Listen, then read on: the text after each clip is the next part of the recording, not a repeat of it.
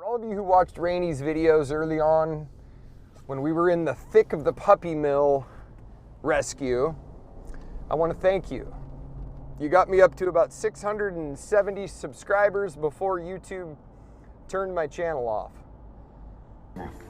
But it's on to bigger and better things. Before we do that though, I thought I would just give you a real good solid update on this dog Rainy. She is almost a year and a half old. She's still extraordinarily difficult. She has extremely, I would call them trauma behaviors. You really gonna pick that up with your teeth? You really gonna carry that rock with your little teeth? Seriously? Super excited, always trying to be first. Feels like everything is a confrontation or a battle. Has to be first in line to get treats. Has to be everybody's favorite. It's hard to even put into words. Hey! I still, in the year and a half that I have had her, I have only seen her take a poop 5 times, maybe 7 times. She goes poop only when nobody can see her. And I think it's because she eats some of her poop. I think the puppies, when they were abandoned, when they were little, she was the runt. She was, she got beat up the most. She had to fight for food. She always would lose, and she had to eat poop for, who knows, maybe the first entire 10 weeks of her life. I don't even think she had a chance to suckle mom. But for the most part, she is a snuggler. She's a sweet dog. But she does have the alpha female thing going. She basically has Lester to a point where Lester knows to just keep the peace. That's what I taught him to do a long time ago, because we traveled and met with lots of other dogs being in the truffle industry. Show me a truffle. Show me truffle. So when she gets aggressive, when she lip curls and snarls at him, he just looks away. And at first I kind of thought, yeah, that's good. Hey, it's awesome. Here's the downside to it.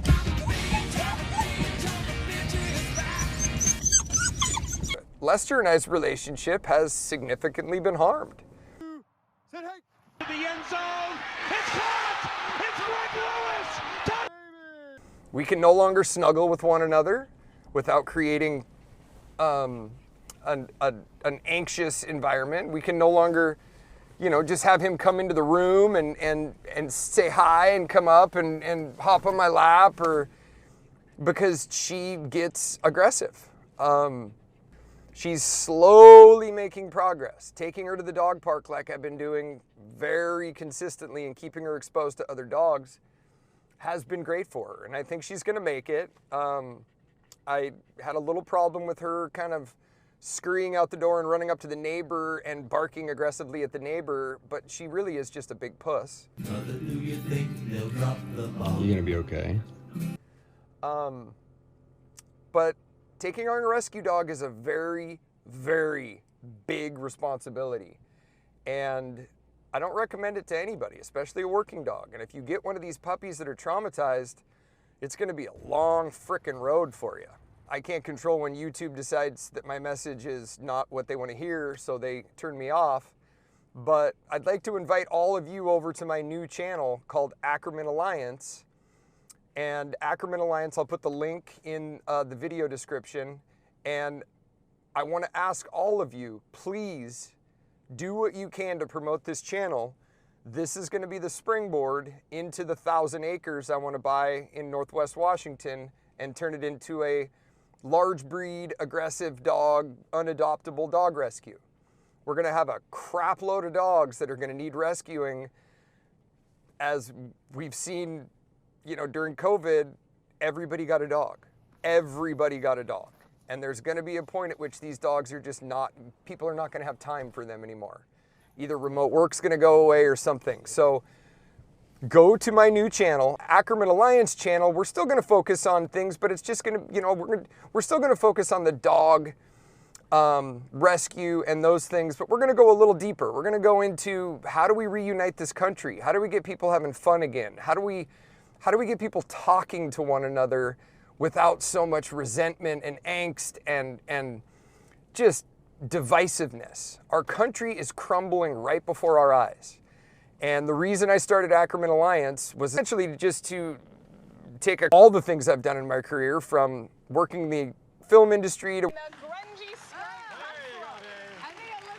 working at airports, to being a commercial pilot, to working on Wall Street, traveling the country and speaking. It's been a long road to 50 years old, but it's time I just rededicate myself to just making a change for the positive, somehow, some way. I don't even care how I do it. I'm just tired of this. No more divisiveness. I want my kids to grow up in a world where they can have some fun and learn something and become confident individuals. This is really the only way I can see to do it.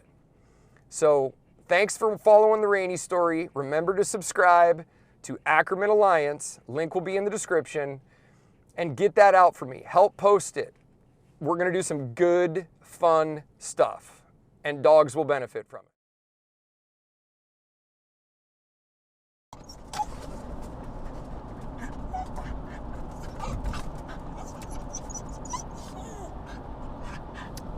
This is why I need a truck.